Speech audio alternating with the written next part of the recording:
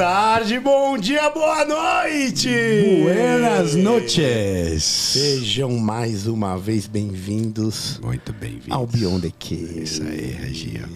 Mais uma segunda-feira. Mais uma. Hoje diferente, né, camarada? Opa, hoje nós temos um seleto grupo aqui. Um seleto diferente. grupo. Diferente. Nosso querido amigo Fabrício Rodrigues de Carvalho, substituindo o Caio. Isso aí, ó. Pela primeira vez. Isso aí. Caio tá minerando uns bitcoins no Chile. Dessa vez ele tá no Chile. Ele No já, Chile. no ano ele já foi pra meu amigo.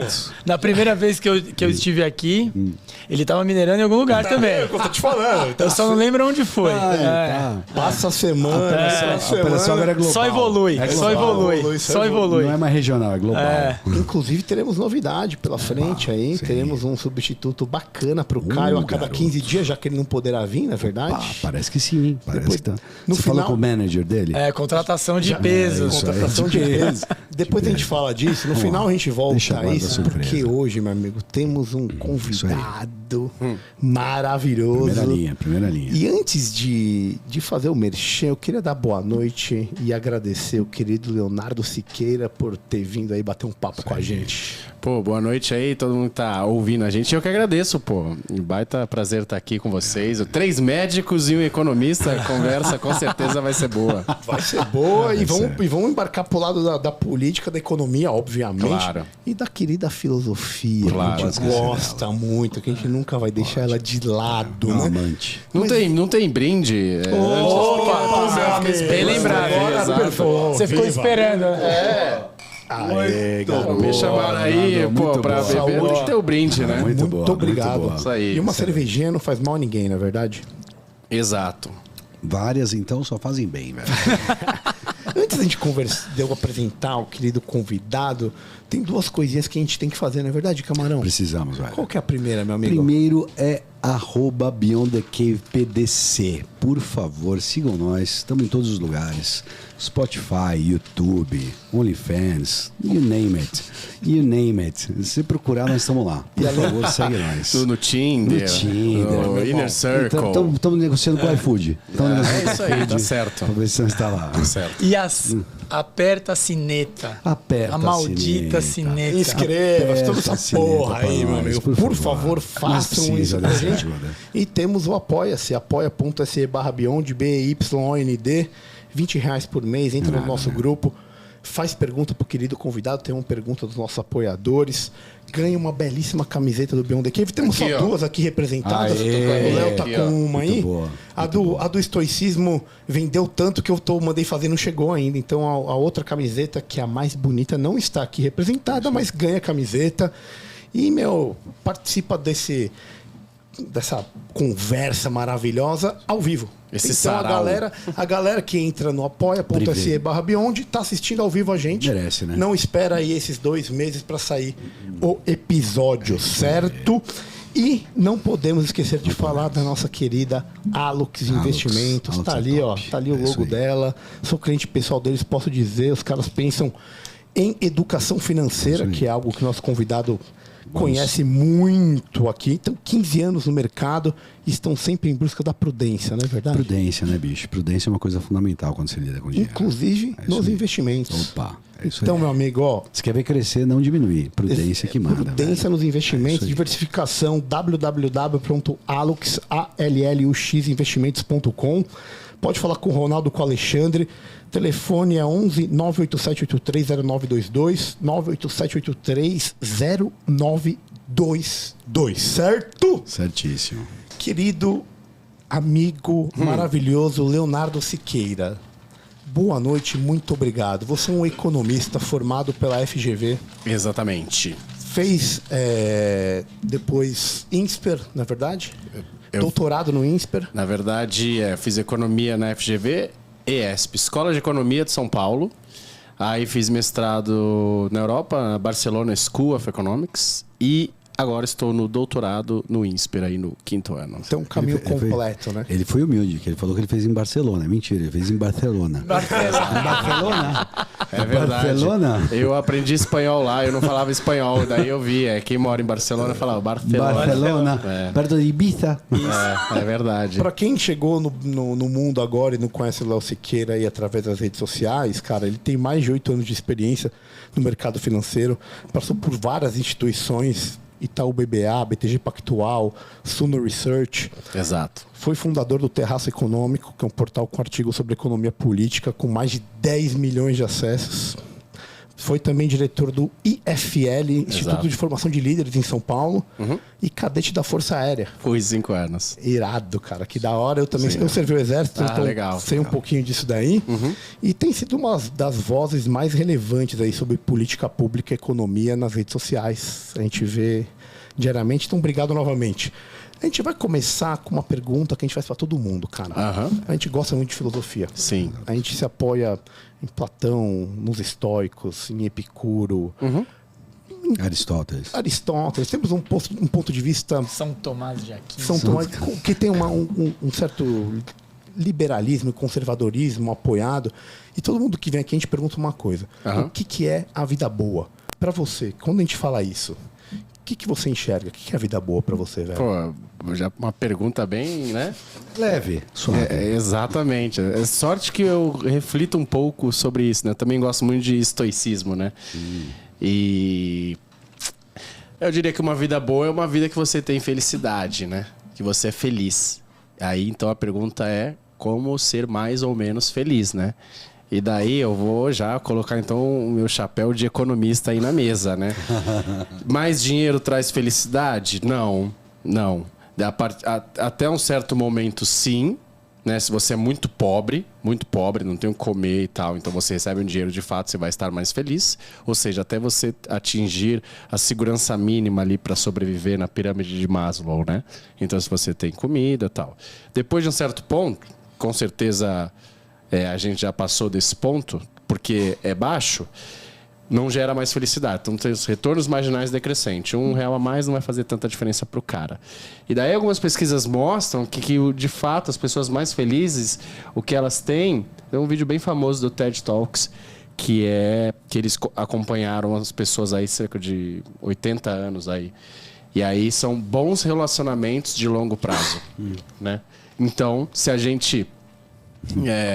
uma coisa é vocês estarem aqui comigo, que vocês acabaram de me conhecer, e eu imagino que seja legal, mas com certeza seria muito mais legal ainda. Vocês estudaram juntos, então pelo que eu vi ele não tá aqui, é outro nível de satisfação. Então quando você tá numa mesa com caras de 10, 15, 20 anos, é outro nível de satisfação. Então a maioria das pessoas que são mais felizes tem bons relacionamentos de longo prazo. Então, sabendo disso, a gente muda as nossas escolhas e para de focar menos nessas coisas materiais que a gente já sabe que não vai dar resultado. E a gente começa a focar nesses bons relacionamentos de longo prazo. Sem querer sequestrar o papo logo de início. Já sei o que vem daí. Tem um brother que tem um jardim. Exato, porque eu acho muito curioso, porque o estoicismo ele é fundamentador de uma... o Max Weber escreveu um livro fantástico e famosão chamado O Protestantismo e o Capitalismo e a Ética Protestante. E, no fundo, se eu pudesse resumir, não me cabe aí, mas se eu pudesse resumir, ele está falando da baixa preferência temporal dos protestantes. Sim. A ideia de poupar. E essa ideia que ela bebe de um estoicismo. Ela bebe de lidar com a adversidade, viver de forma asceta, a ascese, né? Viver tal qual São Francisco de Assis. Você disse que eles poupam pouco? Não, eles poupam muito. Muito, tá. Isso, baixa preferência temporal e eles exercitam a ascese. E é muito curioso porque quando você passa desse threshold, quando você passa desse negócio, você dá uma guinada pro epicurismo, que é uma coisa brilhante. E eu gosto muito do que você falou, e essa é a brincadeira com isso, porque quando você percebe que você tem um mínimo necessário para não te faltar, e aí você quer o quê? Você quer prazer, mas uma medida exata de prazer. A amizade tem um papel fundamental nisso tudo, né? E é muito, muito curioso o quanto que Epicuro te preenche quando você está... Por isso que eu estava rindo para ele, porque eu tenho nós temos essa dialética, no sentido que o estoicismo é do caramba, até a hora que Epicuro começa a falar. E aí eu vou atrás dele, eu vou no jardim dele. Eu quero saber onde que é o jardim desse cara. É que hoje em dia a gente só ouve falar do estoicismo, né? O estoicismo está em voga. Isso. E o epicurismo, que foi uma escola rival, à mesma época, a gente está falando de 300 a.C., começando ali, ela foi meio que calada. Entendi. Né? Porque a Igreja Católica calou ela. Isso. Você pegar todos os jesuítas, toda a ideia, é tudo ascese, é tudo estoico, é viver na diversidade e tal. O epicurismo era visto como um baladeiro de plantão, um perigo para a ideia da religião, um hedonista. Hedonista mesmo. Mas Epicuro não estava falando do hedonismo, ele estava falando da mediandade, que é exatamente o que você falou. Os amigos verdadeiros, no momento verdadeiro. Sim, tomando... 3 horas tomando vinho à tarde, assim. Filosofando sobre a vida. Você fala, porra, melhor que pode ter da Sim, vida. Exato. E outra coisa que me chamou a atenção foi que você falou da utilidade marginal decrescente. Sim. Falou muito claramente Falou. isso. Poderia conceituar isso só para os nossos... Não, porque assim, quando você compra uma água, por exemplo, a primeira água que você compra, você dá um valor. Certo? A partir da segunda água, você vai tomar. Vai chegar uma hora, meu amigo, que você não quer tomar mais essa água. Então, essa água não tem o mesmo valor que a primeira água. Por isso que é uma utilidade que ela é marginal, só que ela é decrescente. Ela vai diminuindo. Vai chegar um momento que você não vai querer mais aquilo, porque você está cansado daquilo. E isso é uma coisa que é muito austríaca. A economia austríaca defende muito a questão da utilidade marginal decrescente. E como você é um belo de um economista, e a gente quer explorar essa parte, exato. eu queria falar um pouco de Hayek versus Keynes. Não sei se você chegou a ler o livro ou não, mas foi um maior duelo econômico do século XX. Ele detalha os artigos que eram publicados um por outro. E tem uma relação muito dicotômica de como você encara, principalmente num pós-guerra, que foi quando ele começou a narrar, a questão intervencionista. Certo. E uma questão mais free market. Como que você vê isso? Olha só, criou-se, e eu sou liberal, pró-mercado, né? Mas criou-se um mito assim de falou Keynes, e aí você... são políticas ruins, e o keynesianismo é ruim e tal. E, de fato, no longo prazo, keynesianismo é cavar e tapar buraco ali, e achar que isso vai gerar emprego e vai melhorar um país. E não é verdade. Na verdade, e aí, né, porque eu faço doutorado em economia, existem diversos modelos keynesianos. O que quer dizer isso daí? Modelos clássicos dizem que no longo prazo os preços e os salários são flexíveis. Então é assim, se no longo prazo os preços e os salários são flexíveis, e faz sentido, né? Porque os preços se ajustam e os salários se ajustam. Se você imprimir mais dinheiro, acontece que isso não vai aumentar o PIB de um país, a renda de um país. O que vai acontecer é que mais dinheiro circulando na economia, se você não produz mais bens, significa que isso vai ser ajustado no preço. Então, você dobrou a base monetária, você vai ter uma inflação ali. Ok, isso é no longo prazo. Mas no curto prazo não é assim que a economia funciona. No curto prazo, os preços e salários são rígidos, não são flexíveis, né? É só a gente ver como a gente ajusta o aluguel. Não é todo dia. É só a gente ver como é que a gente ajusta os salários. Bom, se os preços e salários são flexíveis no longo prazo, significa que um governo, quando faz política fiscal expansionista, ou seja, gasta demais, ou política monetária expansionista, ou seja, aumenta a oferta de moeda, a base de moeda, significa que isso não tem aumento no crescimento de um país. Mas se os preços e os salários são rígidos, então significa que o governo consegue alterar no curto prazo aí a renda de um país de uma maneira artificial. Então, o que acontece é que no curto prazo, quando você tem uma crise, alguma coisa assim, pode ser que faça sentido para um governo, para um banco central, ter uma política monetária ou uma política fiscal expansionista no curto prazo.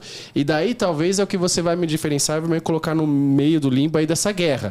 Você vai ter os clássicos que vão falar assim: crescimento no longo prazo, os preços e salários são flexíveis, então não adianta nada o governo se meter, tá? E você vai ter o outro pessoal que fala assim: não, o governo tem que gastar e tem que sempre aumentar a base monetária porque isso vai girar a roda da economia. Quando eu escuto isso, dói. Isso vai incentivar a economia.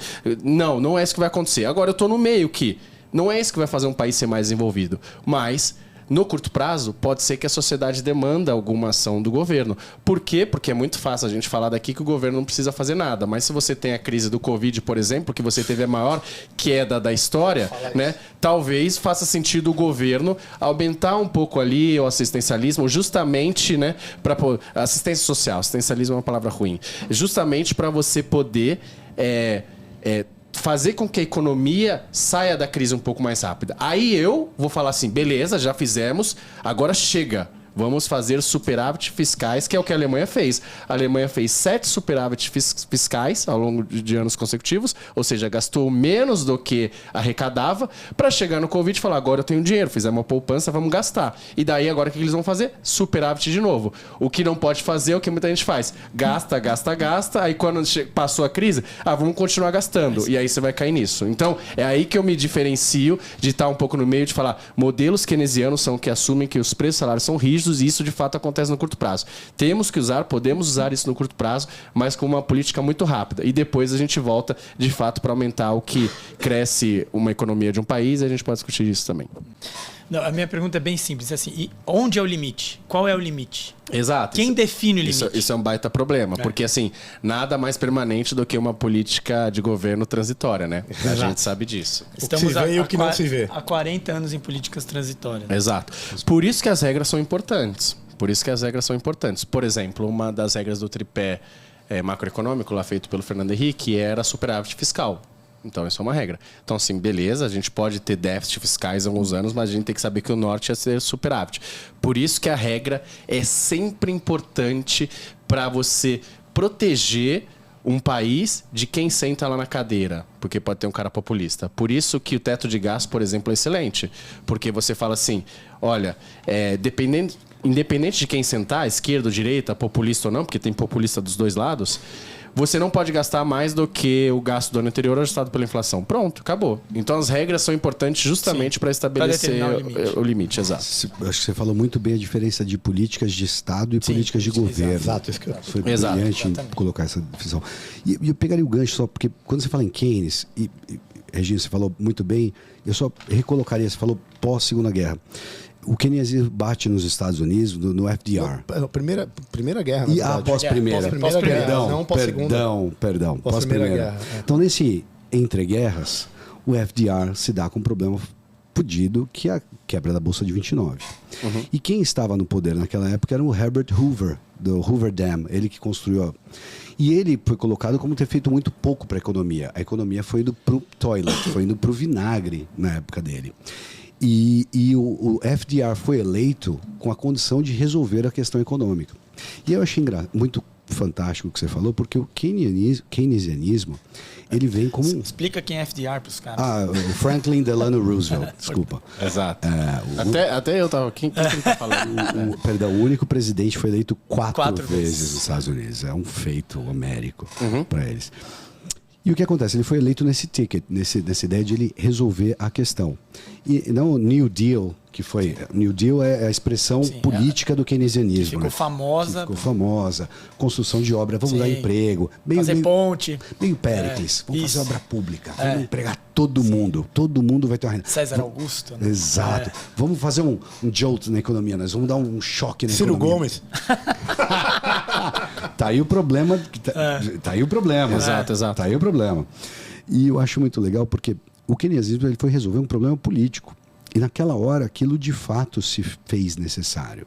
Naquela hora, que foi o que você falou muito sabiamente. Exato. E aqui eu tô com o Fabrício, aqui da minha frente, e eu não consegui deixar de pensar numa questão infecciosa que eu acho curioso. O paciente que está com febre, porque ele está com infecção, no primeiro momento, se você faz o que? Você dá um antipirético. Exato. Não tem que ficar com febre. Exato. Agora, se você insistir só no antipirético Exatamente. e não der o antibiótico e achar que está tratando...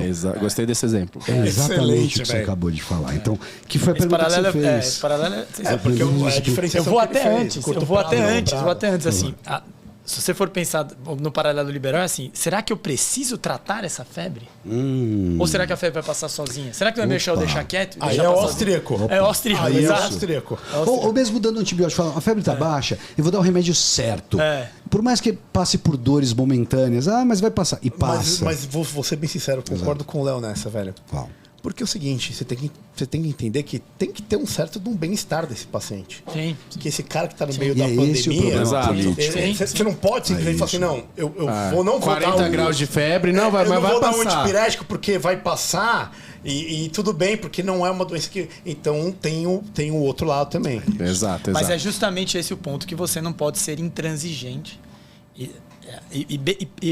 Isso. Talvez namorar, flertar com certo relativismo dependendo das circunstâncias. É isso. É diferente relativismos em valores absolutos, mas... Né? Tá tão correto, sem querer, só para terminar.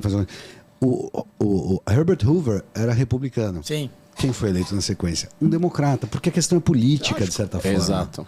Então, quem resolver aquela febre naquele momento ganha o voto. As pessoas votam para você resolver o problema delas. Eu tô na pele vendo agora e as pessoas falam, beleza. Isso. Mas e aí? Dá uma solução. Não adianta você simplesmente apontar, no ar-condicionado falar, mas o governo... A PEC Kamikaze a gente foi bastante contra, porque é muito isso, né? E eu falei, cara, é um absurdo isso e tal. E aí as pessoas falam, beleza, mas e aí? Então fala alguma coisa. Não adianta chegar lá e só falar que não vai fazer, né? Então tem esse lado. E só a questão que você falou assim do... isso é muito austríaco. Na verdade, também não tanto, porque é o seguinte... Há situações que você quer, de fato, que alguma empresa, por exemplo, especificamente possa quebrar. Que é o caso, por exemplo, da Ford lá. A Ford foi até salva, mas o Lehman Brothers, o governo americano deixou quebrar. Por quê? Porque assim... Em 2009 e 2008, isso, né? Isso, na crise, exato. A Ford salvou, mas o banco deixou quebrar. Por quê? Porque era assim, vocês não podem se endividarem demais, vocês não podem se alavancarem e tal. Aí eles vão lá e se comportam de uma maneira mal. E aí, se eles se comportam de uma maneira mal que você avisou, e aí você chega e fala pra eles, olha, eu vou te salvar. Bailout. Vou te dar um bailout. E aí o que acontece? Todas as outras empresas falam, não, beleza. Se eu me endividar aqui, eu vou me comportar... não tem problema de eu me comportar mal, porque ele vai me salvar. Então é o moral hazard que chama, né? Tipo e com o dinheiro do contribuinte. Com o dinheiro do contribuinte. Exato. Se você perdoa uma dívida, você tá prejudicando justamente quem pagou em dia. Você fala, eu paguei em dia, então, pra que eu vou pagar na próxima? E futuramente é ruim isso daí, né? Então, por exemplo... E aí, qual que é a diferença da crise de 2008 para a crise do Covid? É que a crise de 2008 aconteceu porque diversas empresas, bancos, estavam se comportando mal, se alavancando.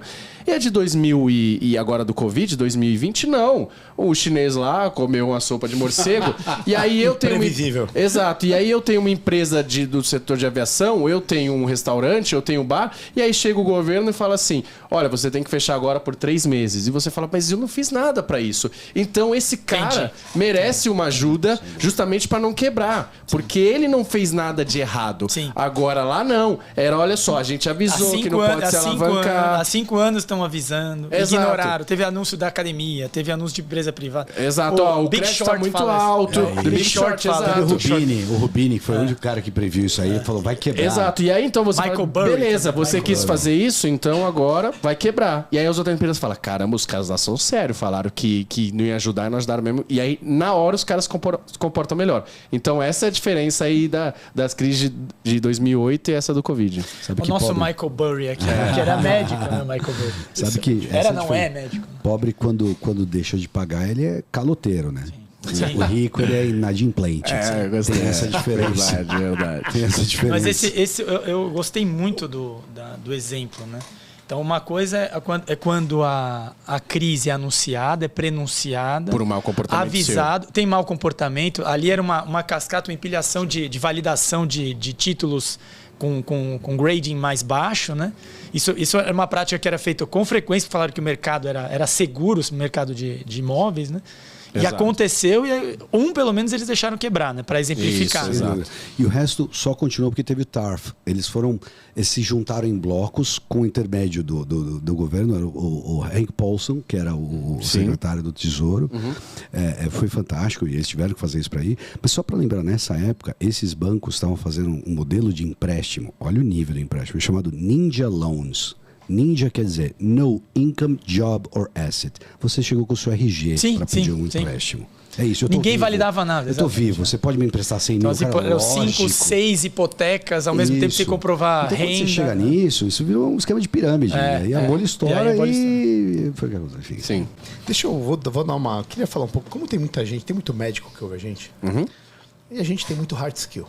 Sim. O cara aprende a operar, aprende a bactéria, aprende o antibiótico, ele tá ligado, ele vive aquilo, né? Ele não consegue ver o soft skill e tudo que está em volta dele. E o médico é um cara que ele consegue ter um certo sucesso do ponto de vista financeiro relativamente cedo.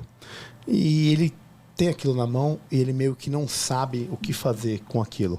né? Uma coisa que a gente vê no dia a dia. E como tem muita gente que ouve a gente que está nesse lado, queria aproveitar essa presença maravilhosa para a gente falar de alguns conceitos de economia para investidor. Boa. E uma coisa que eu gosto do custo de oportunidade. Sim. Que é um conceito que eu acho que é fundamental e quase ninguém conhece. Fala um pouco pra gente, o que é o custo de oportunidade e como um médico pode utilizar o custo de oportunidade para ajeitar ou azeitar a vida dele de uma forma... Legal. Tem um material, já que eu vi que você... Eu tô surpreso aqui, vocês estão muito estudiosos, que vocês estão falando de temas que não são da área de vocês. Você é curioso. Não, excelente isso. Excelente. E tem um material que chama... Os 10 mandamentos de um economista, do Gregor Menkel, né? Que é um macroeconomista. E um deles está lá, que é economistas pensam em custo de oportunidade, né? E é justamente isso. Quando você aprende isso, a sua forma de tomar decisão muda completamente. Porque não basta algo ter saldo positivo. Você tem que pensar, ok, mas se eu não tivesse tomado essa ação, o que eu estaria fazendo que me traria um retorno também. Então, a ação que eu tomei o retorno dela tem que ser maior do que a ação que eu teria tomado. Então, por exemplo, o cara fala assim, não, que eu ganhei 4% na bolsa. Ah, legal. Mas um título do governo sem risco, aí vamos colocar sem risco, que vocês são espertos, eu já vi, então vocês vão falar. Razoavelmente sem risco. Exato, então você aqui tem que tomar cuidado. Vamos assumir então que é sem risco mesmo. Ah, beleza, mas o Tesouro Direto rendeu 13%. Você tomou uma decisão ruim. Se o cara, isso é cuja oportunidade. Beleza, dado que você investiu na bolsa, você teria colocado o seu recurso... se você não tivesse investido na bolsa, você colocaria aí no ativo mais sem risco de todos, que é um título do governo, o Tesouro Selic. É isso. Então, você sempre tem que estar comparando as suas decisões com o que você faria. E aí você acaba sendo muito mais rígido e você pode chegar à conclusão de que não foi. Então, olha, mas eu ganhei 3% com um risco muito maior da bolsa, né? Oscilou muito mais, então talvez essa não foi uma decisão. E daí você pensa em políticas públicas, também isso muda completamente. E é incrível como muitos economistas também não pensam assim. Por exemplo, não, porque o BNDES ajudou a JBS. Olha só, você aumentou emprego e tal. Ok, mas se eu tivesse pego aqueles 10 bilhões mesmo e investido em saneamento ou na educação básica, eu teria um retorno muito maior. Então o governo tem que, na hora de alocar os recursos, pensar em cuja oportunidade, né? Eu fiz um estádio de futebol. Pô, legal, bacana. Não, e aí foram lá jogar e tal, foi legal. Beleza, mas será que esse é o melhor recurso que a gente pode usar? Com certeza não é. Tem recursos que vão trazer mais retorno. Por isso que eu gostei que vocês falaram que esse é o podcast com o maior ROI, né? Exatamente.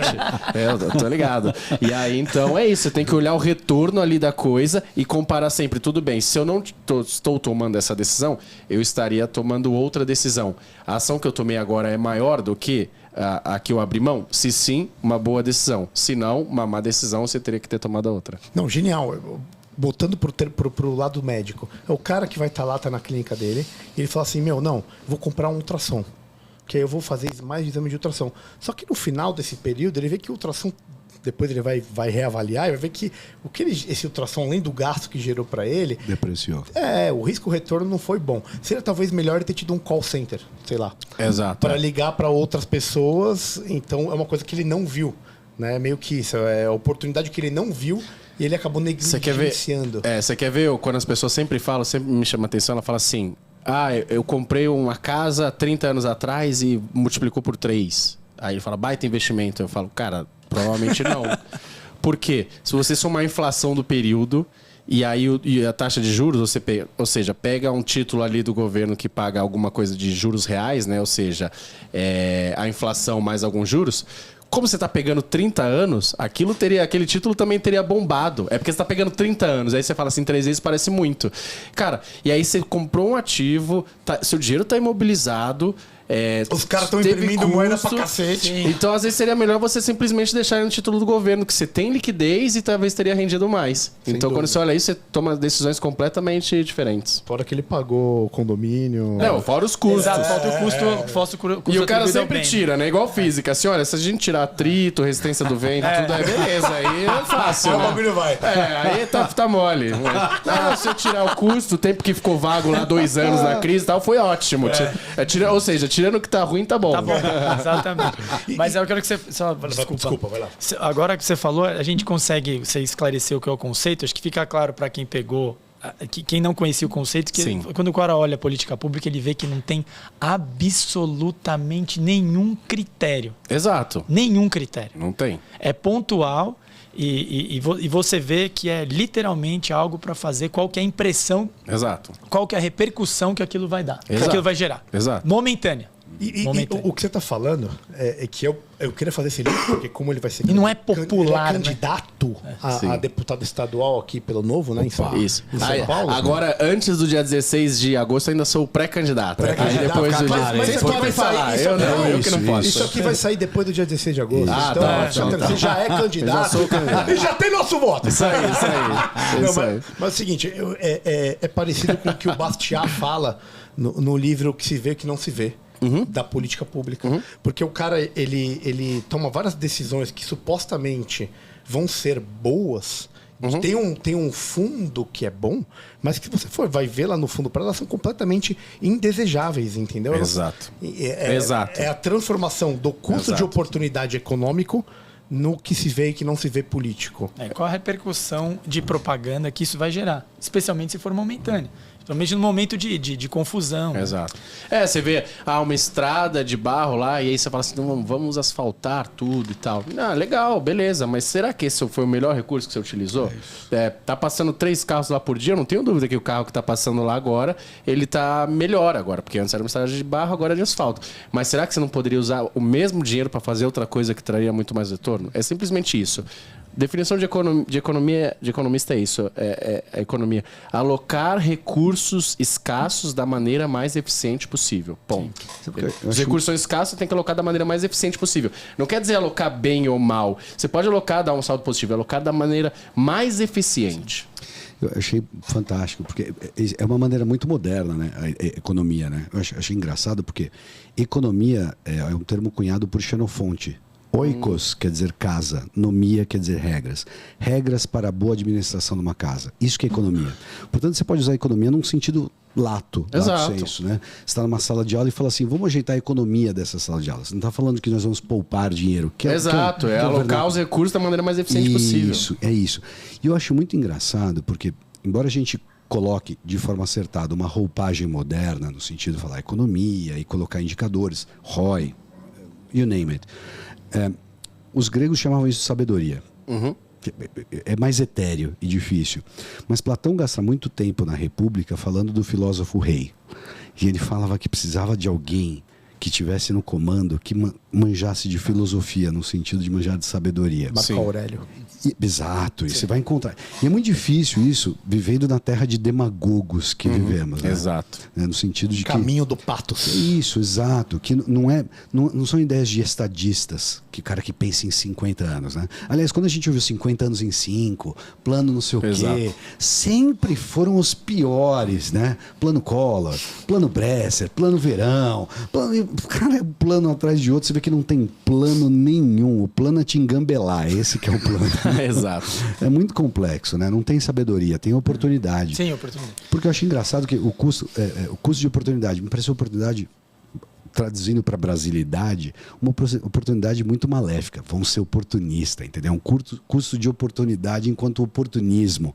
Eu acho que a gente vive nisso sem pensar em sabedoria, né? Complexo. Mas eu queria fazer só advogado do diabo em relação a isso. Ao mesmo tempo que é fundamental, custo de oportunidade, também tem questões de relevância. Você falou da estrada de terra, me ocorreu isso aqui momentaneamente.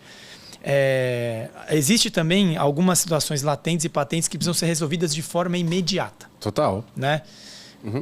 Como que é o desafio para o gestor público? Assim, é difícil caracterizar essa pergunta, mas assim, nas escalas de relevância de um problema. Por exemplo, eu sou intensivista também. Então, quando a gente chega para... O camarão está familiarizado com isso e ele que é cirurgião está familiarizado com esse conceito. Quando você chega à frente a uma situação crítica, você tem que determinar qual é a sua prioridade. Todos os segmentos do trabalho, todos os segmentos do ofício tem isso. Só que aí o meu esse cara não pode morrer. Vai ter um custo. Eu vou fazer coisas aqui que em repercussão em outros momentos, depois eu vou pagar o preço para ver. Mas agora, a prioridade 0, esse cara não pode morrer. Então, eu preciso determinar qual é a disfunção, qual é o problema que eu resolver primeiro. Como é isso para o cara da gestão pública? Não, exato. Primeiro ponto de partida aí, eu não sei se exatamente se a escola austríaca pensa assim, mas é ponto de vista utilitarista de que as pessoas maximizam a função utilidade delas. Sim. Né? Ponto.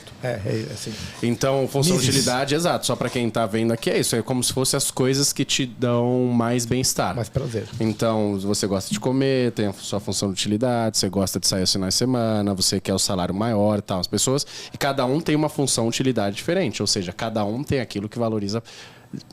de uma maneira diferente. Então, se eu sou o cara que tô lá passando todo dia na estrada de terra e chega alguém e asfalta, eu vou falar, opa, legal, gostei, vou votar nesse cara. Eu entendo. As pessoas tomam geralmente decisões racionais. A gente acha que não, mas elas tomam no sentido de a gente, no lugar delas, provavelmente tomaria as mesmas decisões. Eu vou dar um exemplo, assim, nessa questão, não vamos politizar e entrar nisso, tá? Mas de Lula, Bolsonaro, por exemplo. O cara é fazendeiro. E aí tem lá um governante, né, um presidente que estimula ou pelo menos não coíbe não atrapalha, você invadir a fazenda dele sempre. E fala, não, pode ir lá e tal, reforma agrária, ele tá... E aí chega um cara e assume a presidência e fala assim, cara, não, isso tá errado, a fazenda é sua, você conquistou, se entrar aí, você tem direito de se defender, bala nos vagabundos. Se eu tô no lugar desse cara, eu vou gostar, pô. Claro, o cara vai invadir minha propriedade privada, né? Do mesmo jeito, se eu não tenho nada, e aí de repente tem um rio lá seco, e aí fala, vamos fazer a transposição do rio São Francisco, que agora tem água. Eu entendo esse cara, né? Ele fala assim, tá bom. Então as pessoas elas querem maximizar a utilidade delas, quaisquer que sejam, sem julgamento de valor. E provavelmente a gente tomaria decisões iguais no lugar delas, né? Se eu sou uma pessoa sem nada, chega alguém e me oferece alguma coisa, eu vou gostar desse cara. É assim que funciona, né? Só que aí entra a questão, é como um médico, e aí eu fumo 30 cigarros por dia, né? Ou eu tomo 1 litro de álcool por dia, e aí eu vou lá parar lá no hospital. E você tem 2 opções. Você pode falar, olha, beleza, continua bebendo aí, tudo certo, te dou até mais. Você pode falar, cara, se você continuar bebendo, você vai morrer. E aí o cara vai entrar lá em abstinência e fala, não, tá bom, então vamos reduzir. De 1 litro, vê se bebe 200 ml agora. Fazer uma transição, né? Então, eu acho que é isso. Cabe ao gestor público justamente entender que as pessoas têm necessidades de curto prazo, como a gente falou lá do remédio que você tem que dar para ele agora. Mas você tem que entender também que você tem que pensar no longo prazo. Sim. E aí, políticas de Estado. Mas aí a gente sabe que entra um problema que os ciclos eleitorais são curtos. Um problema da democracia. Sim, um problema democrático. A democracia é um regime de alta preferência temporal. Sim. Exato. Econometricamente falando. Exato. É Hans Hermann Hoppe que diz isso claramente. Exato. O cara vai estar preocupado em botar a luz na rua e não fazer uma política de saúde ou de educação que é de 40 anos. Exato. Vai dar mais voto pro cara fazer um estádio de futebol do que inaugurar um esgoto que vai ter muito mais impacto. Então, de fato, tem esses problemas, né? Daí você precisa, enfim, de alguns mecanismos e ir aperfeiçoando para você justamente não olhar só no ciclo eleitoral, né? Então, poder discutir se reeleição faz sentido, se não faz sentido, etc. Mas eu entendo as pessoas, elas estão maximizando a utilidade, a função de utilidade delas ali baseado no mundo dela, tá tudo certo, todo mundo faz isso, mas aí entra o gestor público que tem que pensar a longo prazo e falar, não, tudo bem, não adianta nada eu fazer isso agora e dar álcool pro cara e ele tá feliz. Ou é como um nutricionista, pô, você quer ficar comendo McDonald's todo dia? Beleza, mas você não vai atingir a sua meta, né? O que não pode é o cara ficar enganando, e aí esse é o problema, que muitas vezes fala, não, pode comer que não vai dar nada. Vai dar sim, então essa é a questão. E ao mesmo tempo o gestor público é um desafio, porque se o regime é um regime de alta preferência temporal, ele sabe que se ao mesmo tempo ele não tiver pelo menos mínimas medidas populares, e se ele acredita piamente que ele está fazendo, ele tem um plano, enfim, sei lá, chame como quiser, de continuidade, ele falou, eu não vou me reeleger. Exato. Porque se eu fizer apenas gestão pública, Exato. isso é impopular. Achei fantástico o que você falou, porque nós estamos saindo do campo da economia e entrando no campo da política. Exatamente. Uma transição. Exatamente. Uma Pois esse é o transição. problema. Aí mora o perigo. Essa é a graça. Por isso que eu vou perguntar, então. Qual que é a tua bandeira, objetivamente falando? Vou ser deputado estadual, eu quero esse objetivo, você colocou isso pra você. Exato. Eu acho isso maravilhoso, Exato. porque as pessoas vivem de metas e de objetivos. Exato. E não... Eu sou um cara bem liberal, mas eu acho que a política é extremamente importante. Sim. Então, eu olha, acho que é um exemplo. Mas qual que é a tua bandeira, cara? O que você defende? Por que você quer estar lá Exato. na Lesp ano que vem? Exato. Bom, eu poderia dizer 3, e eu começo com a primeira que eu acho que é mais importante para mim, educação. Mas por que educação? Primeiro que é a minha história, né? Eu cresci na Zona Leste de São Paulo, a gente tava falando lá, eu cresci de Itaquera, e eu, assim como muitas pessoas que nascem naquelas condições, não tinha outra maneira de vencer na vida como estudando. Não ia herdar empresa, então eu falei, a única chance que eu tenho é tentar entrar numa boa faculdade, né? E para isso eu preciso de uma boa educação básica para entrar numa boa faculdade. Graças a Deus eu consegui atingir bastante coisa. Então, educação, porque antes de tudo é a minha história, e segundo, porque educação básica é igualdade de oportunidade. Ou seja, existe uma loteria da vida, ponto. Você nasceu numa situação, você nasceu em outra, cada um nasceu numa situação... Isso é inexorável. Que não tem nada a ver com o que a gente fez por merecer ou não merecer. Desculpa, o filho do Jorge Paulo Lemann, ele nasceu lá numa situação bem boa, ele não fez nada para merecer aquilo. E a mesma pessoa que nasce lá na favela e tal, também não fez nada para merecer aquilo. Então elas partem de pontos de partidas diferentes, né? E daí... Esse cara vai estudar numa escola pública ruim, já tem um ambiente ruim, e o outro vai nas melhores escolas. Eles já estão competindo em condições totalmente diferentes, né, de partida. Igualdade de oportunidade. Então, igualdade de oportunidade. Veja bem que eu não estou falando igualdade de renda ao final da vida, socialismo. Não, tá bem claro. Eu quero que as pessoas querem... Exato, cada um faz o que quiser e as coisas tá bem não têm claro. escolha. Mas igualdade de oportunidade. Eu quero que no mínimo as pessoas tenham a mesma oportunidade. Então, por isso que eu acho que é educação. O segundo, que eu falo bastante, combate aos privilégios, né? 60 dias de férias para juiz, a pessoa não é demitida nunca, dependendo do que ela fizer. Se ela faz uma besteira, um juiz, o que acontece é que ele se aposenta, aposentadoria remunerada, né? Compulsória, então o cara se aposenta com 40 anos. E cada privilégio que a gente dá para uma pessoa é uma oportunidade a menos dessa que a gente precisa. Por quê? Porque é cuja oportunidade. Garoto. Aí sim. Porque perfeito. você está colocando lá 10 bilhões para esses caras para pagar aposentadorias dele, quando você poderia dar para investir na escola pública pro cara lá que não tem a mesma condição. Então esse é o segundo, combate aos privilégios. E o terceiro é ambiente de negócio, facilitar o ambiente de negócio. Por quê? Porque se a gente precisa para crescer um país, gerar emprego e renda, eu acho que eu vou ter que aceitar mais uma cerveja. Tá sendo compelido. Essa daí merece. Tá sendo compelido. essa Exato, frase. exato. Se a gente tem que um país para crescer não é imprimindo dinheiro, não é fazendo políticas keynesianas no longo prazo, a gente precisa gerar emprego e renda. E para isso a gente tem que facilitar a vida de quem gera emprego, do gerador de emprego, né? E não dificultar como muitas pessoas fazem. Então a gente tem que tratar o empreendedor como herói e não como vilão, que é como muitas pessoas fazem. Então é isso. Educação, combate aos privilégios e ambiente de negócios. E, cara, o custo de oportunidade ele tá tão presente que ele tá presente na educação também. Sabe por quê? Porque os caras enfiaram na cabeça de todo mundo que todo mundo tem que ir pra educação, tem que ter o curso universitário. Exato. E aí o cara vai lá sim. e ele olha, ele vai pra trás Exato. do nível universitário e ele se fode no curso de oportunidade. Porque ia ser muito melhor ele ter Com feito certeza. uma escola técnica e ele ter se dado muito melhor lá no final. Mas veja bem que eu não falei em nenhum momento Sim, educação sim. superior. Por quê? Perfeito. Porque um país sério aí, desenvolvido, gasta 6% do PIB. De 4 a 6% do PIB em educação. O Brasil gasta 6%.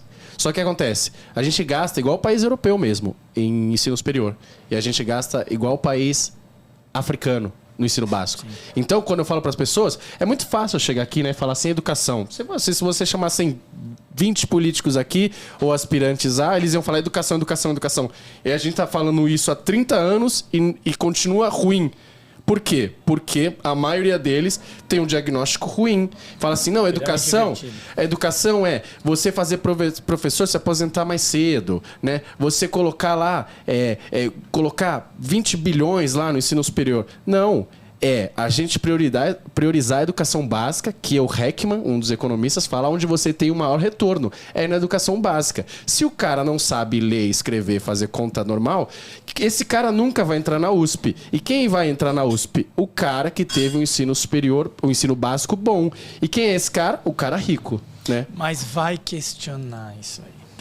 Não, mas nós vamos entrar lá para isso, para discutir educação e de uma maneira trazendo dado, evidência, não com esse populismo igual todo mundo faz. Cara, outra coisa, ambiente de negócio. Então, quando você fala isso para mim, vem duas coisas na minha cabeça que são muito claras. Primeira, a reforma tributária. Segundo, a segurança jurídica. E nós temos um grande problema no Brasil em relação a isso. Nós somos um país que, além de cobrar muito impostos, a gente cobra muito mal os impostos. Ninguém sabe nem como que paga os impostos. Exato. Né? A gente trouxe aqui o Alexis Fontaine. Legal, excelente parlamentar. Candidato a deputado federal e é um cara que a gente... Excelente. Um cara vivido, que viveu isso na pele. Né? Ele chegou já meio que pronto, sabe? É uma ideia até platônica, né? Quem vai servir a polis, ele tem mais de 45 anos, ele é um cara... Não tô falando que não tem um jovem que não tem... Não, mas tem vivência, tem experiência, é importante. Mas ele tem vivência, esse é o ponto. Sim. Uma coisa até platônica. Coisa meio aristocrática. Desculpa, não fala, as pessoas falam isso que as pessoas ficam loucas. Eu prefiro pensar que ele é a Sheila Carvalho da política, tipo, é o concurso. Tipo, ele fala, dá pra você seguir. O que a gente pode fazer do ponto de vista de reforma tributária estadualmente? Exato. Inclusive, esse é o tema da minha tese de doutorado. Assim, é complexidade tributária. Por que acontece? Muitas pessoas falam, principalmente os austríacos, os caras mais liberais, porque a nossa alíquota de imposto é muito alta, né? A gente cobra muito imposto, a nossa alíquota é muito alta. E, na verdade, isso é um problema, tal, mas depende. A sociedade vai exigir isso, né?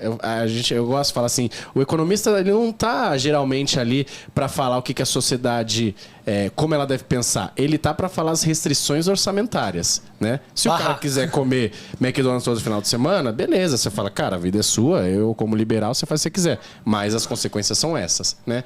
Então, por exemplo, a França é um país, né? O Estado lá é muito grande. E os franceses querem assim. Eu acho que é ruim, mas os franceses querem assim. Então, tudo bem. Você quer universidade gratuita? Com muitas aspas? Beleza, eu vou ter que cobrar um imposto maior. E se as pessoas recebem serviços públicos de qualidade, elas tendem a reclamar menos, né? Apesar de ser extremamente ineficiente. De ser uma expoliação, né? Exato. Mas, enfim. E nos Estados Unidos já não. É um estado bem menor, que o estado fornece muito menos coisas. Mas então eu não falo nem de nível de alíquota, eu falo sobre o que você falou de complexidade tributária. O Brasil por diversos rankings, o Doing Business é um deles, o sistema tributário mais caótico do mundo. Não é força de expressão, de fato é o que acontece. No Doing Business, o Brasil gasta 1.500 horas só para uma empresa saber qual tipo de imposto ela vai pagar. E aí você pega o segundo colocado, que é Bolívia, a potência Bolívia, são 300 horas. Ou seja, a gente está em primeiro e disparado. 5 vezes mais. Exato. E aí tem um ranking de complexidade tributária, também o Brasil é o primeiro. Ou seja, a gente tem o sistema tributário mais caótico do mundo. E isso gera custos. Primeiro, porque a empresa tem que colocar muita energia e muito recurso só para saber qual tipo de imposto vai pagar. Que não é o business dela. Não é o business dela. Ela devia estar, em vez de ela estar... E aí, cuja oportunidade, né? Você está colocando lá um setor inteiro que poderia estar desenvolvendo um produto, que poderia estar pensando em pesquisa e desenvolvimento. Alocando recursos de forma mais adequada. Exato. E aí você está gastando muita grana naquilo. Você vai repassar esse preço para o cliente final para um negócio que não vai trazer retorno. Então, justamente eu estudo isso. Como é que esse sistema tributário complexo ele gera ineficiência e faz a gente crescer menos? E aí eu vou dar um exemplo. E aí, muitas vezes, o pessoal fala assim que guerra fiscal é bom, né? Porque você estimula a competitividade, né? Um estado tem um ICMS diferente do outro e tal. Não é bom. Porque quando você tem alíquotas diferentes, o que acontece é que você está alterando as decisões das empresas. Então, uma empresa que poderia estar em São Paulo, porque faz sentido ela estar em Campinas, em Ribeirão Preto, São José dos Campos, ou perto de um porto, ela fala assim, não, eu vou lá para Bahia, eu vou lá para Manaus. E do ponto de vista dela, porque ela está maximizando, né, o bem-estar dela, faz sentido. Mas aí a empresa está lá em Manaus, a outra está lá na Bahia, e você não cria um Vale do Silício, por exemplo. Você não cria uma região em que elas transacionarem entre elas seria muito mais barato porque elas estão próximas. Você cria essas bizarrices e aí, por exemplo, você pega uma moto que é montada lá na Zona Franca de Manaus, que precisa viajar o país inteiro, então impossível essa moto sair de uma forma barata. Então, esses são os custos.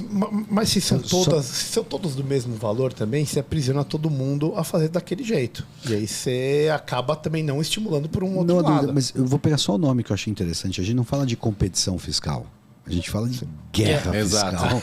Eu acho que isso traduz, em essência, o que nós estamos querendo dizer. É desleal, é assimétrico, é qualquer coisa. Falam, né, que no amor e na guerra vale tudo. É esse meio que sentido de usar o termo guerra fiscal. Exato. Né?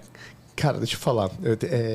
Na verdade, então, talvez fizesse sentido se, do ponto de vista estrutural, isso já tivesse uma política pública montada para agrupar determinados setores produtivos, determinadas regiões, porque logisticamente faria sentido. Não sei se eu estou falando besteira.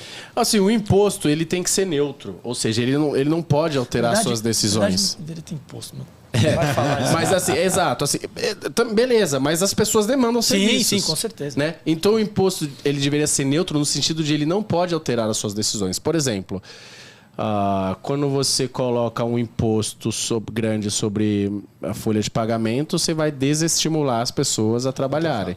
Então, você consegue algum imposto mais... Por exemplo, por isso que falam muito do IVA, Imposto sobre Valor Agregado. Que imposto sobre valor agregado é? Você paga sobre o valor agregado que você está adicionando. Né? E aí você consegue ele ser uma maneira mais neutra, que você não vai alterar as decisões das empresas. Porque quando ela geralmente está alterando as decisões dela, geralmente você não está fazendo com que as escolhas sejam ótimas aí. Ou seja, né? Talvez o ideal da tributação seja algo pertinente ao valor atribuído àquilo, ou seja, relativo, entre aspas, do que um valor absoluto total. Por exemplo, você trocar esses 500 mil impostos por uma alíquota, 15% sobre o valor agregado, acabou. Isso ia ser muito... Pronto, você resolveu grande parte do problema. Entendi. E vou falar mais, e você parar de ficar tributando sobre consumo, que no Brasil é uma tributação de consumo fodida, aí você faz o cara que é muito mais pobre pagar a mesma coisa por uma água do que o cara que é mais rico. Talvez, no meu modo ignorante de pensar, esteja o maior problema do nosso método fiscal, que é caótico. Exatamente isso aí. Não tem cabimento eu que ganho X e o cara que ganha X sobre 5 pagar o mesmo valor sobre a água. Isso é... Entendeu? Exato. No final das contas isso vai acontecer, mas o impacto para esse cara tem que ser menor que para mim. Exato. Uma é simplificação e outra a mudança do jeito que a gente vai cobrar. Só para o final. Vai lá. Eu acho legal quando você desfaz essa distorção, esse indivíduo que tem menos, ele acaba por precisar menos do Estado. Você está dando mais liberdade para a base da pirâmide. Exato. Olha que ideia libertária animal.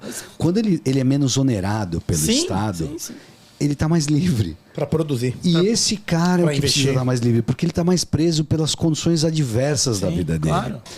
Então, é muito bonito quando você nivela isso, né? Clear the waters, né? Você limpa as águas para você poder ver através disso. É muito a ideia do que o importante é você diminuir a pobreza. Sim, o problema não é a desigualdade. O conceito não é desigualdade. Desigualdade é eterna. O problema é a pobreza. A desigualdade é eterna. Então, quando você tira a desigualdade é civilizatória. A desigualdade gera inovação. Exato. Ponto. Mas a questão não é ser desigual. A questão é a pobreza. Então, a questão é a diversidade extrema. Se você tira o peso do cara que é mais pobre, ele vai ter mais poder. Senão ele vai ter sempre uma alta preferência temporal. Porque ele está pensando em comer, que foi o que ele falou no começo da pirâmide de Maslow, entendeu? O cara vai estar sempre pensando em comer, em resolver a coisa. E ele nunca vai estar bem, porque o Estado está fudendo ele na alma, meu amigo. E ele está vivendo uma relação umbilical de dependência que só faz mal para ele.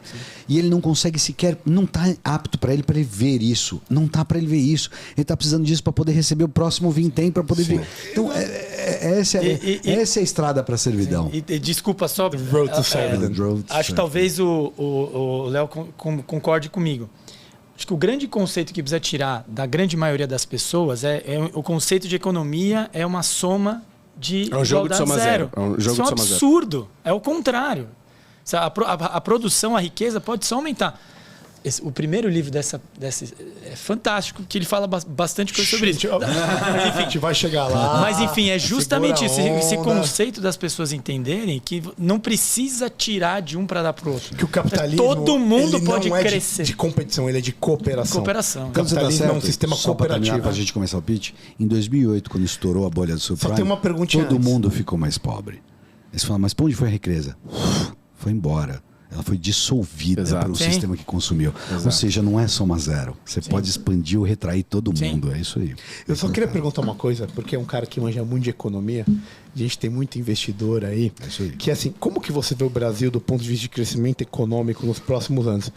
Assim, a gente sabe que o Brasil nos últimos 20, 30 anos cresceu aí 2,5%. Só que isso tem uma carga de crescimento demográfico e não de um crescimento produtivo. E a gente vê que o país está envelhecendo. E nesses próximos 10, 20 anos, a gente não vai ter esse crescimento demográfico, que foi o que segurou essa merda de crescimento pífio de 2 e pouco % ao ano. Como que a gente vai fazer, irmão? Me explica isso. Certo. A minha função como analista de economia, ou como qualquer pessoa que tende a querer ver o que vai acontecer no futuro e tomar uma decisão, como é um investidor, por exemplo, Michael Burry, que vocês falaram, é separar o que é ruído, que não presta, do que é sinal, que é bom, né? Então, tem coisas que vai confundir ali e tal, e tem coisas que não, isso aqui é uma informação relevante, né? Então, o governo faz algumas coisas para cima e para baixo, e aí jornalista às vezes, agora vai, e aí no dia seguinte, pô, agora acabou, né? Então, o cara só analista de headline de jornal. Só analisa ruído. Então a gente tem que ver o que é sinal. Então, a gente consegue separar muito bem. Nos últimos 40 anos, o Brasil cresceu em média 2,2%. Né? E aí, desses 2,2%, 2% foi em crescimento de mão de obra que ele falou. Ou seja, o que é o crescimento de um país, de economia de um país? É o quanto cada um produz vezes o número de pessoas produzindo, né? Então, o número de pessoas produzindo aumentou 2%. E 0,2% foi o que aumentou só o quanto cada um produz, que é o que a gente chama de produtividade. Tá? Então, é muito fácil ver isso. Então, significa que o Brasil cresceu, qualquer país crescer, ele tem que aumentar ou o número de pessoas entrando no mercado de trabalho. Isso não é uma política de Estado, claro, ninguém vai ter mais filhos para as pessoas ter mais gente no mercado de trabalho. Então você tem que aumentar a produtividade, né? Então o grande lance é isso, aumentar a produtividade. Então qualquer notícia que tem, por isso, a bolsa, a PEC Kamikaze, aumentou a produtividade? Não. Eu já sei que não vai crescer. Reforma da Previdência é super importante, mas também não aumenta a produtividade. É importante para continuar o jogo, para não quebrar. O que aumenta a produtividade? Abertura para o comércio internacional, reforma tributária, reforma administrativa, facilitar o ambiente de negócio. Isso aumenta a produtividade, né? Então, toda vez que sai alguma notícia assim, o governo deu auxílio, a Lei Paulo Gustavo para o setor da cultura. É legal. Primeiro que não tem dinheiro, eu sou contra.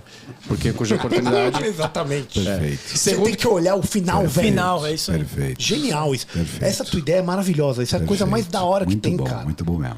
É fundamentador isso, velho. As pessoas têm que entender isso. Exato. É muito fácil. Aí você vê que você fica chato, porque 90% das coisas você vai falar, não, isso aqui não. Sim, é isso. Esse é o ponto. Você se torna impopular. Você se torna impopular. Não. Né? Então, aí a pergunta é, então, já que a gente quer prever, o que vai acontecer aí nos próximos 10, 20 anos? Fala pra nós. Não muita coisa. Não, vai, fala pra nós. Do jeito que tá. Por quê? Porque a reforma administrativa tá parada, a reforma tributária também não anda, né? Você não tá fazendo muitas coisas que tá aumentando a produtividade. Então, por isso que eu sou um pouco cético. Eu quero estar errado, mas só vai acontecer, eu só vou mudar a opinião quando estamos privatizando empresas, né? Agora o nosso sistema tributário melhorou. A reforma trabalhista foi boa, porque aumenta a produtividade. Temão deu uma ajuda. Exato, isso foi excelente. Privatizações aumenta a produtividade. Então, nesses últimos 2, 3 anos, não teve... teve algumas coisas, governo digital é bom, Liberdade do... Lei da liberdade econômica é bom, sim. exato. Só que tem que fazer mais coisas nesse sentido. Enquanto isso não mudar, a gente não vai aumentar tanto a nossa produtividade. Só dessa forma. Durante o iluminismo, tentaram conceituar qual que era o melhor Estado. E eles chegaram em certa hora e falaram assim, o melhor Estado é aquele que não atrapalha os cidadãos no sentido deles desenvolverem a vida deles. Eu achei muito legal, porque essa economia clássica, austríaca que a gente está falando, é o laissez-faire. Exato. É exatamente isso. Fala assim, se o Estado não atrapalhar, só não entra no meio, que vocês vão criando distorções a ponto de o sinal não conseguir ser lido. Exato. O sinal já não fala. Sim. O Hayek conceitua muito bem na The Road to Serfdom, ele fala que o preço, o custo, ele traduz um sinal. Aquilo custa tanto porque na cadeia produtiva, aquilo incrementalmente chegou a custar tanto. Se você intervém, vou criar um subsídio, vou criar um negócio aqui, você atrapalha a tradução do sinal e cria distorções que vão custar um negócio que ninguém mais sabe o que é depois. Exatamente. O diesel, por exemplo, nesse sentido. Toda a discussão da Petrobras está criando só, estática, e a gente para de sentir isso. Né? Uma última pergunta que o convidado tem tempo, uma última pergunta aqui. A última que nós estamos... Qual que é a primeira empresa estatal do estado de São Paulo que você tem que falar, vamos botar na pauta, vamos privatizar isso aí? Sabesp. Até um brinde. Até um brinde. Um brinde. Não, obrigado. Um brinde. Só que eu vou te falar uma coisa, os caras do Rio estão pior. Não, mas olha só. SEDAI. Jesus. Não, mas... SEDAI explode bueiro, velho. É pior. Mas foi privatizada, né?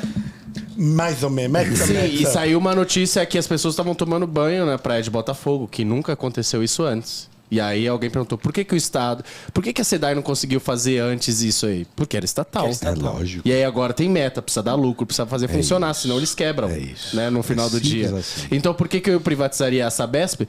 Há empresas mal geridas e empresas menos mal geridas, ou até bem geridas, estatais, né? Vamos colocar assim. Sim. Né?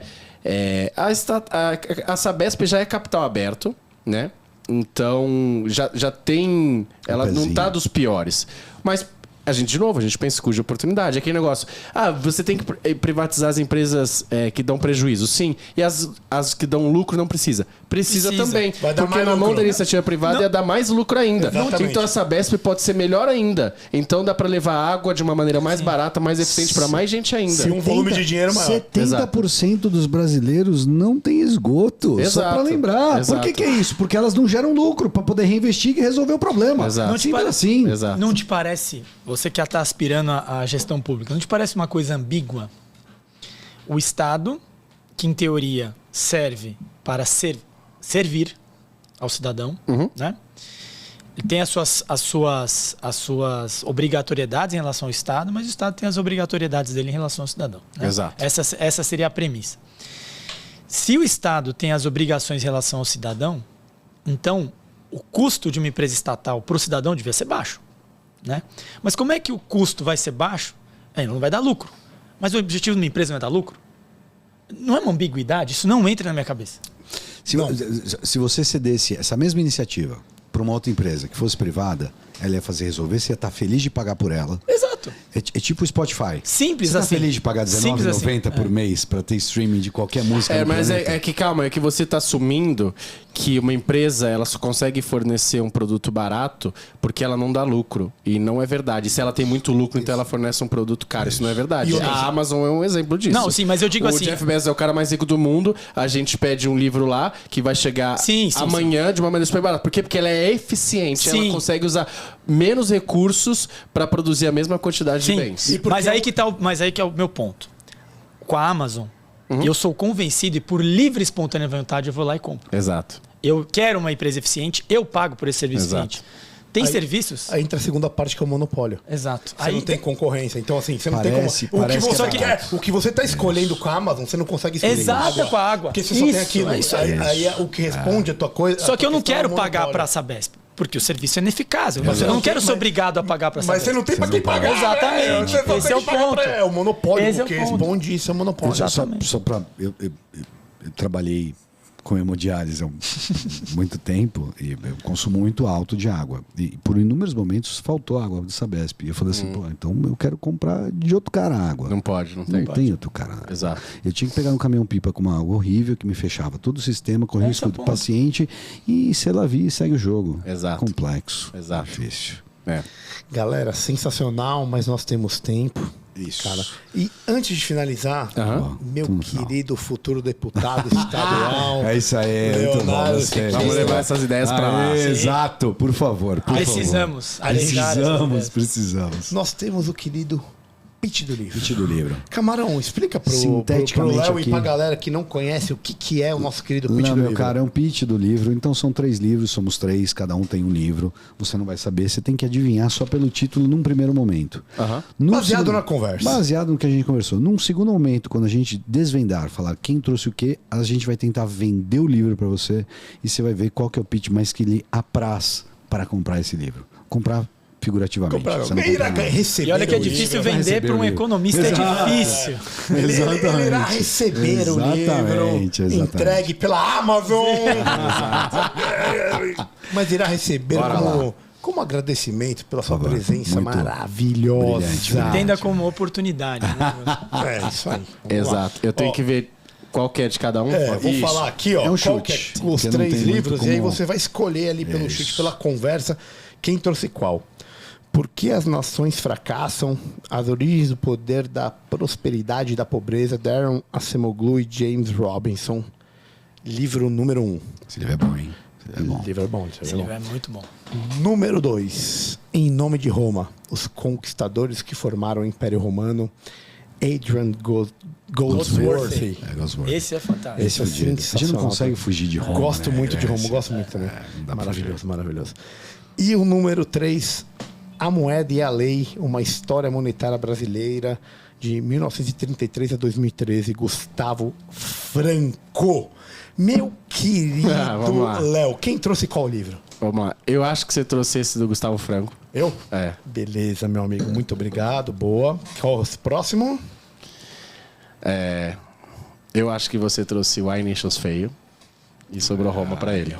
E Roma ficou pro querido Roma. Camarão, o chefe das centúrias. Centúrias. O chefe das centúrias. Ninguém. Será que eu acertei algum? Mas dessa vez, vez, eu acho aqui foi que 33%. foi tudo errado. Caraca. Dessa vez não tem O como romano acertar. sou eu. Não tem como acertar. Não tem como Essa é a acertar. graça, não tem como acertar certeza. nunca. Não é- Não é tem assim. Não é mas essa. A questão não é. O Denis Xavier veio aqui e não acertou nada. Também Não, não tem como acertar. eu acho que é legal vocês perguntarem também, beleza, Mas, por ó, que você chutou isso, né? Exato. boa. Ô, Léo, só pra te dar um alento, se eu conheço eles há 20 anos. Se eu fosse chutar um livro pra ele, com certeza o livro do Gustavo Franco. Mas não Exato, tenha dúvida. exato, não tenha exato. dúvida. Ele foi bem nisso. Exato, por isso que foi o primeiro, que eu falei uma escola austríaca, gosta mais Exato. disso E quem tal, me conhece Moeda e a saberia Lei. que eu recomendaria esse livro, porque eu faço propaganda pra todo mundo. Eu convenci a ler esse livro. E eu ficaria com Roma. Porque ele é o chefe da centúria. Exato. Você nunca leu esse livro, né? Já. Ah, já leu? Já. Ah, tá. Eu não li aquele. Ah, entendi. Ninguém leu Ah, esse. tá vendo? Eu errei completamente. Então, eu já li os dois. Entendi. Aqui. Aceito, Mas pau. vamos lá. Então, agora, qual que é a segunda parte? Segunda parte agora é o pitch. Agora nós vamos tentar vender o livro para ver qual que lhe apraz. Então, por favor. Camarão, número 1. Bom, vamos lá. O livro de Gustavo Franco, ele dispensa comentários. 1 minuto. Obrigado. O Senhor Plano Real, lógico, Pércio Arida, teve mais gente, mas o Gustavo Franco, ele cala fundo ao coração de qualquer libertário, porque ele continua produzindo e falando coisas boas. Bom, o livro se chama A Moeda e a Lei. E ele debate longamente, discorre sobre as questões do Estado arbitrando a moeda. Sim. E não o livre-arbítrio da moeda. Eu estou falando aqui sucintamente, mas quando ele fala a moeda e a lei, Sim. fica muito claro para mim que a moeda não é a lei. Existe a lei, existe a moeda, e quem ganha é a lei, não é a moeda. Sim. E ele está fazendo uma análise da tragédia brasileira, porque ele faz uma historiografia brasileira. E ele fala o quanto que todas as intervenções macro e micro. Basta só lembrar, só um ponto. A nova matriz econômica do governo Dilma Rousseff. Isso é a essência do Essencial. Estado. Você é a maior criadora de Isso libertário aí. da história da humanidade, velho. Isso, É incubadora. É o papel kármico. Exato. Esse é, É o uma papel incubadora. kármico da Dilma. Exato. Ela criou uma geração de gente que falou assim, galera, isso aí parece que não é bom. Tá fedendo. Tá fedendo. O rei está nu. Não. Ele não tá, isso aqui tá errado. Eu não sou economista, mas tá me parecendo podre isso Não, eu aqui. gostei. Tu gostei. Acabou? Tem mais? Cadê? Era isso que eu Acabou, precisava tá bom, falar. Tá Muito bom. obrigado. Exato. Você foi bem, mas já foi melhor em outras vezes. Eu gostei desse aí. Foi bem. Só Falei que até da olha Dilma. o tamanho do tarugo, meu Tarugão. filho. Isso é Deve ter umas 700 páginas. Eu falei aí. até mal da Dilma, cara. Isso aqui deve contar alguns pontos falando mal da Dilma. Não é possível. Como você é o nosso co-host hoje, inclusive, deixa eu só lembrar pra galera. Boa. Pessoal, é o seguinte, como o nosso querido Caio Fernandes não vai conseguir vir toda semana, Porque ele está o quê? Tomista. O- Caio, vírgula, Eu tô- tomista. O minerador de Bitcoin como minerador de também, Bitcoin, velho. como ele não conseguirá, ele disse que com muito pesar, porque ele adora estar aqui, nós adoramos foda, ele. ele é fodástico. Nós teremos um co-host sensacional Opa. para substituí-lo. Quem? Quem é? Quem é esse cara? Fala você. Não sei, não tenho. Não sabe? Cara de muito. É um cara de amplitude. É um professor. É professor. Denis Garcia Xavier. Vulgo Denão de Araguari. Denão Esse de cara é Araguari foda, estará esse cara é aqui foda. a Que cada- nível, hein? Muito a bom. cada Que nível, hein? 15 muito dias bom. conosco para trocar uma ideia junto com o nosso convidado. Excelente. Vai ser um prazer. Genial, né? Que nível, Que hein? coisa maravilhosa. Fudido. Você quer ir você ou quer que eu vá? Vai você primeiro. Então, tá bom. Deixa eu- Vou te falar, já te carreguei nas costas do Já, gol lá, hein, bastante, irmão. bastante. Jogamos futebol de campo junto aqui, ó. Vou ser bem sincero, hein, irmão. Reginho já te carregou ali, hein? E eu vou te Não, é carregar. verdade. Vou te carregar mais uma vez. Meu amigo, presta atenção em mim. Isso aqui é uma venda. Isso aqui não é uma brincadeira. Ele tá falando assim por cima. Eu tô falando olho no olho. Por que as nações fracassam? Primeiro, cara, tem tudo a ver com você. Origens do poder. Você tem que ter poder para poder resolver a vida dos outros e poder ajudar. Prosperidade e pobreza, que é o que a gente falou que é o mais importante de combater. Então, você vê, né? É outro patamar. Esse aqui é um clássico da economia, tá?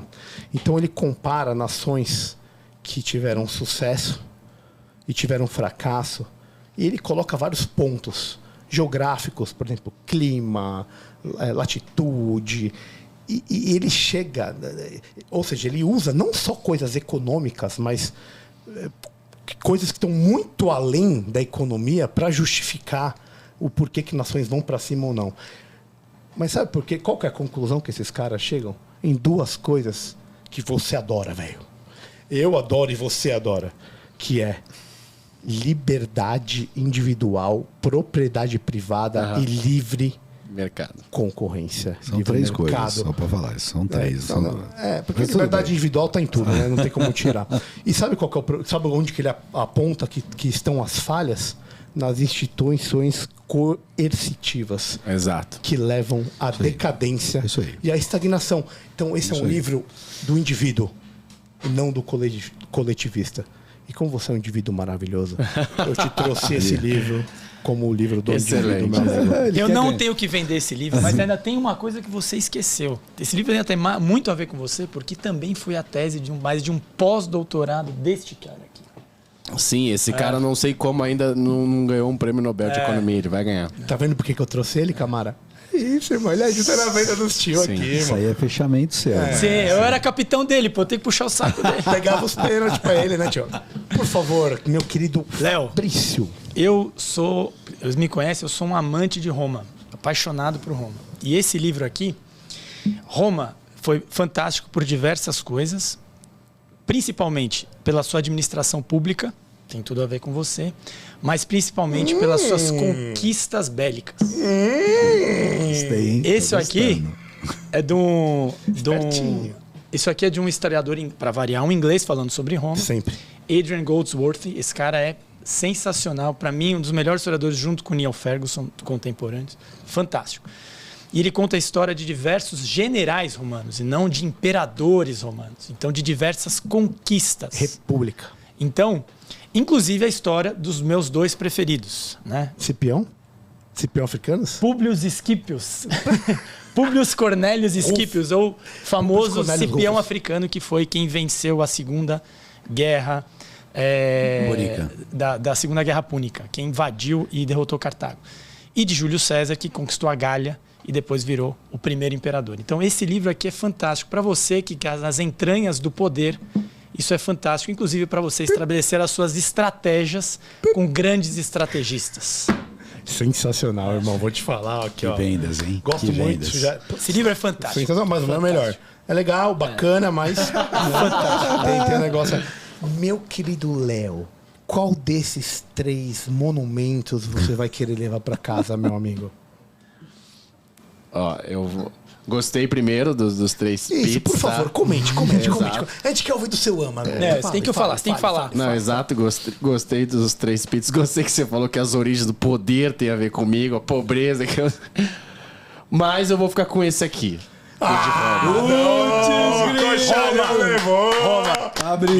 Chegou causando.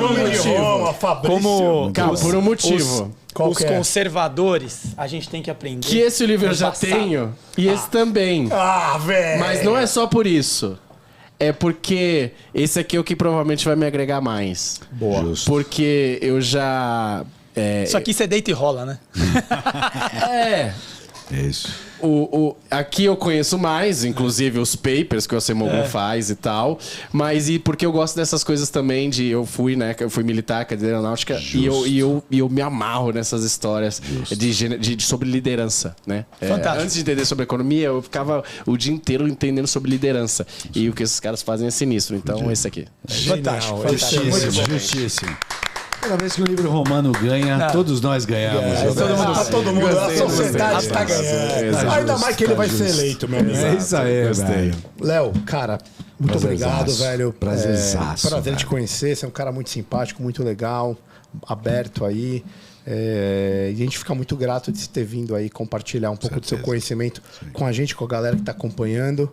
E esperamos te receber no futuro aí, já como deputado estadual. Como Vossa Excelência. Esse não tem, não. Pra gente cobrar de você essas coisas que você tão maravilhosamente disse aqui, meu amigo. Muito obrigado. Viu? Não, isso não tem, não. O deputado é um servidor do povo. Perfeito. Tem que trabalhar pelo povo e não se servir do povo. Exato.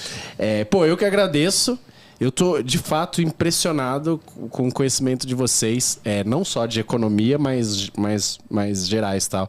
Pô, você citou tudo aí sobre todos os presidentes americanos, tudo. A intimidade, né? O FDR. FDR. Né? Pô, eu falei, que é isso? É sigla? Como que chama o órgão de saúde do governo americano? FDA. Eu falei, então, sabia tudo.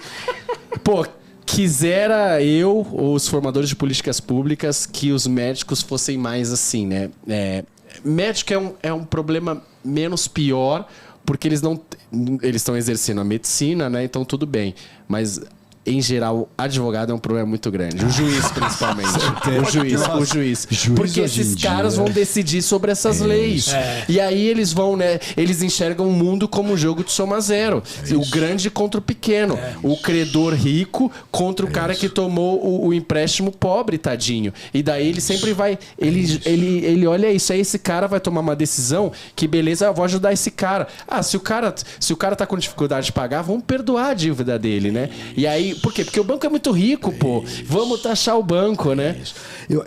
Em cima disso tudo, e aqui eu vomitaria muitas angústias nesse sentido.